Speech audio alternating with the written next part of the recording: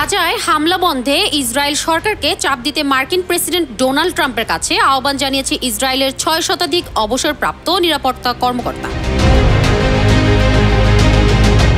এর মধ্যে ইসরায়েলের গোয়েন্দা সংস্থাগুলোর সাবেক প্রধানরাও রয়েছেন। ট্রাম্পের উদ্দেশ্যে লেখা এক খোলা চিঠিতে বলা হয়েছে, বর্তমানে হামাসকে ইসরায়েলের জন্য হুমকি বলে মনে করেন না তারা।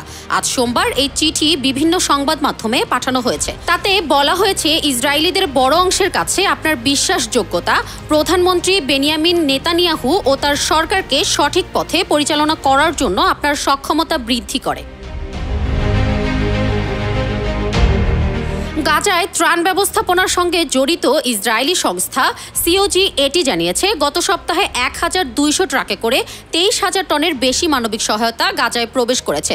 এছাড়া উড়োজাহাজে করে ত্রাণ ফেলা হচ্ছে। তবে গাজার ২২ লাখ মানুষের অনাহারে থাকা রুখতেই স্থলপথে ত্রাণ সরবরাহ আরও বৃদ্ধির আহ্বান জানিয়েছে জাতিসংঘের বিভিন্ন সংস্থা। আলপনা খানম, নিউজ 21 ইন্টারন্যাশনাল ডেস্ক।